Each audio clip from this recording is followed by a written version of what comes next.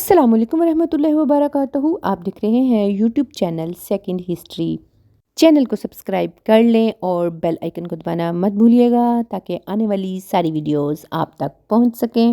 ہم آج پڑھ رہے ہیں حضرت مریم علیہ السلام کی ولادت۔ بنی اسرائیل میں عمران ایک عابد و زاہد شخص تھے اور اس زہد و عبادت کی وجہ سے نماز کی امامت بھی ان کے ہی سپرد تھی۔ ان کی بیوی حنا بھی بہت پارسا اور عابدہ تھیں۔ وہ اپنی نیکی کی وجہ سے دونوں بنی اسرائیل میں بہت محبوب اور مقبول تھے۔ حضرت مریم علیہ السلام کے والد محترم عمران حضرت سلیمان علیہ السلام کی اولاد میں سے ہیں اور حنا بنت فقوس بن قبیل بھی داؤد علیہ السلام کی نسل میں سے ہیں۔ عمران صاحب اولاد نہیں تھے اور ان کی بیوی حنا بہت زیادہ متمنی تھیں کہ ان کے اولاد ہو اور وہ اس لیے درگاہ الہی بدعا اور قبولیت دعا کے لیے ہر وقت منتظر رہتی تھی۔ کہتے ہیں کہ ایک مرتبہ حنا صحن مکان میں چہل قدمی کر رہی تھی کہ دیکھا کہ ایک پرندہ اپنے بچے کو بھرا رہا ہے۔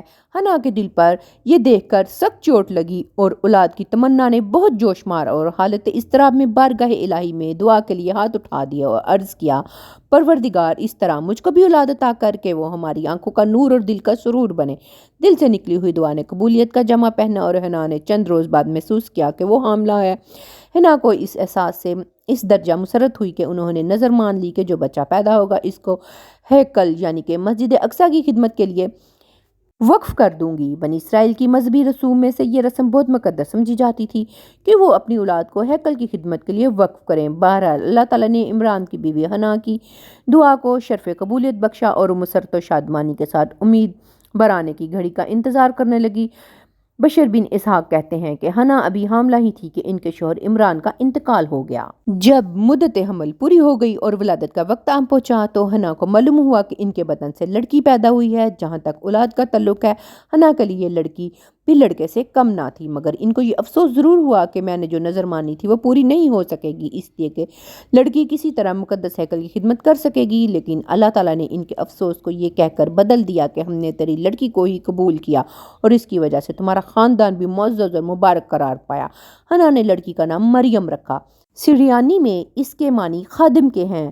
چونکہ یہ ہیکل کی خدمت کے لیے وقف کر دی گئی اس لیے یہ نام موضوع سمجھا گیا۔ قرآن عزیز نے اس واقعہ کو معجزانہ اختصار کے ساتھ اس طرح بیان کیا ہے: بے شک اللہ نے آدم، نوح اور آل ابراہیم اور آل عمران کو اپنے اپنے زمانہ میں جہان والوں پر بزرگی عطا فرمائی۔ حضرت مریم علیہ السلام جب سن شعور کو پہنچی اور یہ سوال پیدا ہوا کہ مقدس ہیکل کی یہ امانت کس کے سپرد کی جائے، تو کاہنوں میں سے ایک نے یہ خواہش ظاہر کی کہ اس مقدس امانت کا کفیل مجھ کو بنایا جائے، مگر اس امانت کی نگرانی کا اہل حضرت زکریا سے زیادہ کوئی نہ تھا، اس لیے کہ وہ مریم علیہ السلام کی خالہ عائشہ کے شوہر بھی تھے اور مقدس ہیکل کے معزز کاہن اور خدائے برتر کے نبی بھی تھے۔ اس لیے سب سے پہلے انہوں نے اپنا نام پیش کیا، مگر جب سب کاہنوں نے یہی خواہش ظاہر کی اور باہمی کشمکش کا اندیشہ ہونے لگا تو آپس میں طے پایا کہ قرآن اندازی کے ذریعے اس کا فیصلہ کر لیا جائے، اور بقول روایات بنی اسرائیل 3 مرتبہ قرآن اندازی کی گئی اور وہ دریا میں اپنے پورے ڈالتے، مگر قرآن اندازی کی شرط کے مطابق ہر مرتبہ زکریا علیہ السلام کا ہی نام نکلتا۔ کاہنوں نے جب یہ دیکھا کہ اس معاملہ میں زکریا علیہ السلام کے ساتھ تائید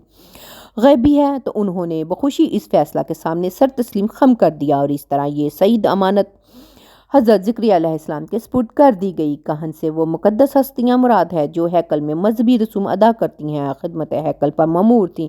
کہا جاتا ہے کہ مریم علیہ السلام کی کفالت کا یہ معاملہ اس لیے پیش آیا کہ وہ یتیم تھیں اور مردوں میں سے کوئی ان کا کفیل نہیں تھا۔ بعض کہتے ہیں کہ اس زمانہ میں قحط کا بہت زور تھا، اس لیے کفالت کا سوال پیدا ہوا، لیکن یہ دونوں باتیں اگر نہ بھی ہوتی تب بھی کفالت کا سوال اپنی جگہ پھر بھی باقی رہتا، اس لیے کہ مریم علیہ السلام اپنی والدہ کی نظر کے مطابق نظر ہیکل ہو چکی تھیں، اور چونکہ لڑکی تھیں اس لیے ضروری تھا کہ وہ کسی مرد نیک کی کفالت میں اس خدمت کو انجام دیتی۔ غرض زکریا علیہ السلام نے حضرت مریم علیہ السلام کے صنفی احترامات کا لحاظ رکھتے ہوئے ہیکل کے قریب ایک حجرہ ان کے لیے مخصوص کر دیا تاکہ دن میں وہاں رہ کر عبادت الہی سے بہرہ ہوں، اور جب رات آتی ہو تو ان کے اپنے مکان پر ان کی خالہ کے پاس لے جاتے اور وہیں شب بسر کرتی۔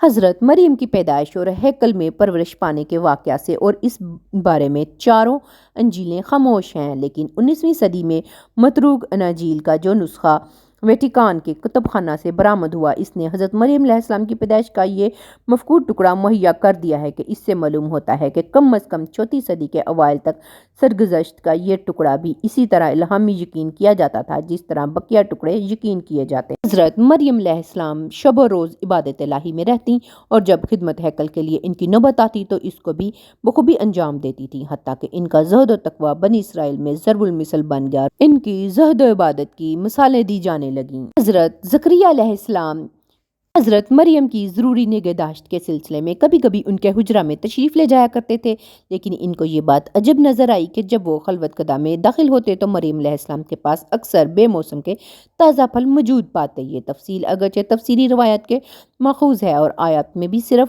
لفظ رزق آیا ہے، لیکن آیت سے بصراحت ثابت ہوتا ہے کہ مریم کا یہ رزق انسانی کوشش کا نتیجہ نہیں تھا بلکہ کرامت من جانب اللہ تھا۔ آخر زکریا علیہ السلام سے رہا نہ گیا اور انہوں نے دریافت کیا، مریم تیرے پاس یہ بے موسم پھل کہاں سے آتے ہیں؟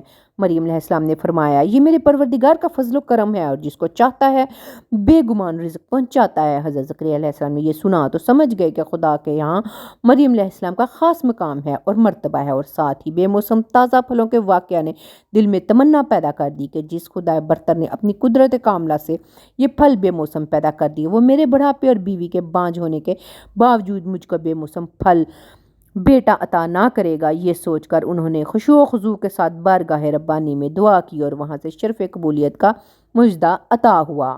جی ویورز، قصہ حضرت مریم علیہ السلام ابھی جاری ہے۔ ملتے ہیں نیکسٹ ویڈیو میں اسی قصے کے ساتھ انشاءاللہ۔ تب تک کے لیے اجازت دیں، اللہ حافظ۔